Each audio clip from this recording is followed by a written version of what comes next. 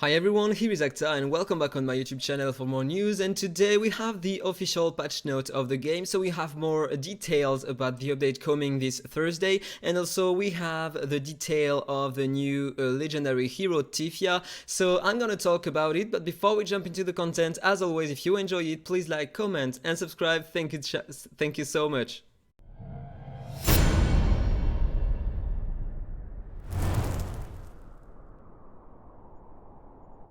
So, first of all, let's talk about the new legendary hero Tifia.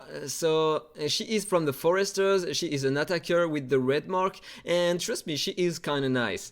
Okay, let's first of all talk about her basic attack. So she is gonna do 2 stages of attack to a single enemy, and she will get 1 layer of Scarlet Sakura whenever a stage of attack lands a crit, so you want to build her with crit rate. So you can get up to 2 layers of Scarlet Sakura with 1 basic attack if you do 2 crits. So this is nice. She can have up to 20 layers of Scarlet Sakura, and this buff cannot be removed, and she will get this back if you revive her. Then this skill increases this buff increases her crit damage, so she can maybe she can deal a lot of direct damage. So the second skill here deals damage to all enemies. The damage of this attack increases for every layer of Scarlet Sakura Tifia has. So using the basic attack, you increase the Scarlet Sakura on her, and you deal more damage on the basic and the second skill. This is great. Now the passive is really unique. She will cleanse all the debuffs from self and immediately act for 1 turn at the end of the enemy's turn when the first action is taken by the enemy at the beginning of the wave. That means if enemies are faster than you, or if there is a Nazil maybe in the opponent team, he will play before you. So if it's the case, at the end of Nazil or the enemy's first hero turn, she will cleanse all her debuffs and act for 1 turn. This can be really nice. If she is able to do a lot of damage with 1 skill, maybe you can one-shot 1 enemy and take advantage during the fight. This is really interesting. But this is not everything about her passive. If one of your ally take the first action during the battle, then she will cast Leaves Storm here. So she will do an AoE attack on all enemies. She won't have any Scarlet Sakura buff at the beginning of the wave, but probably she will deal some decent damage. But there is no control on this skill right here, so it's only purely damage. And finally, if she takes the first action during the wave, she will grant self stealth for 1 turn and resets all her skill cooldowns at the end of her turn. Now, this can be interesting. That means if she acts first, she can use maybe the ultimate, and then she will be stealth and get the cooldowns back for the next turn. This can be interesting. Probably in the arena, if she plays first, you will deal some nice damage using the Leaves Storm here, and right after that, if you have a Bizidon, maybe you can give her an extra turn and she will have the cooldowns back, so maybe you will be able to land 2 times this skill right here. This can be nice. And finally, the ultimate deals 5 stages of attack to a single enemy. Meanwhile, she grants 1 layer of Scarlet Sakura for every crit she does with these attacks, up to 5 at once. This can be nice. We don't have, as always, we don't have informations about the attack coefficient of the skill, so we will have to wait this Thursday. Now, exclusive 1. This second ability here has an extra piercing rate. That means it will ignore defense, a part of the defense, and if she has no less than 10 layers of Scarlet Sakura, it will ignore the shield. And this becomes really interesting because maybe in arena it can be game changing if she ignores a shield and deal a high amount of damage ignoring some part of the defense. Maybe it will be really nice.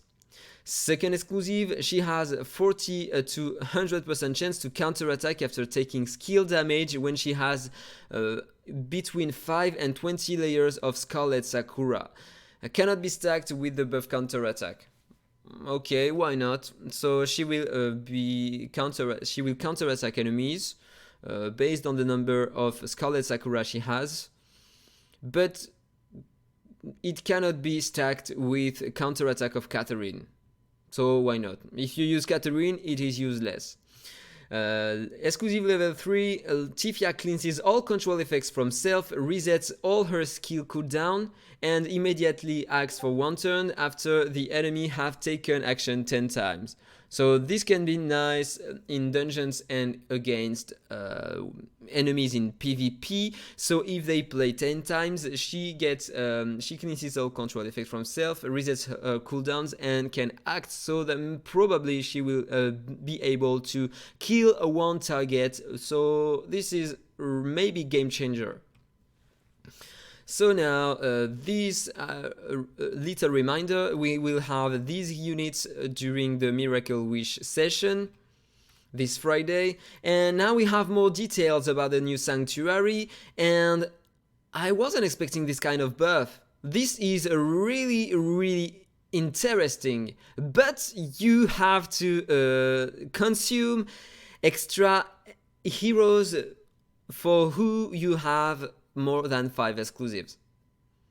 So you will get some bonus in dungeons, you will get some bonus in raids or obtaining epic and artifacts in Dwarven Ruins.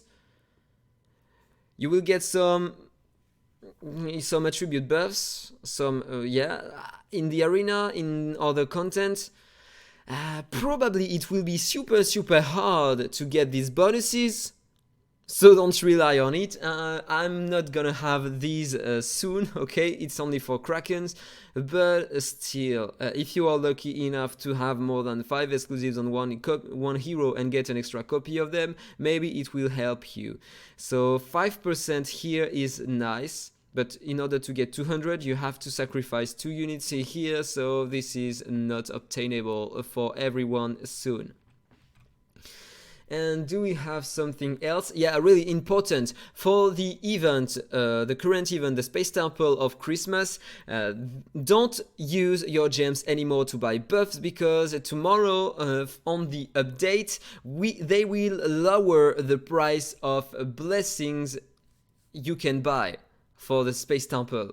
So this is not written here, but normally now it will cost 10 gems for the first kind of buff, 20 gems for the second kind of buff, and 40 gems only instead of 100 for the legendary buffs. So this is really important that you don't spend your gems right now. Just wait 1 more day and it will be better for you. And this is all, because I already talked about the rest. Oh, they optimized something else. Added a quick item screen to Dragon Cliff and Imrchallenge. This wasn't mentioned in the previous patch note we had yesterday. And yeah, this is all. Added a level up weekly card. Added a level up time to weekly card levels rewards pop up.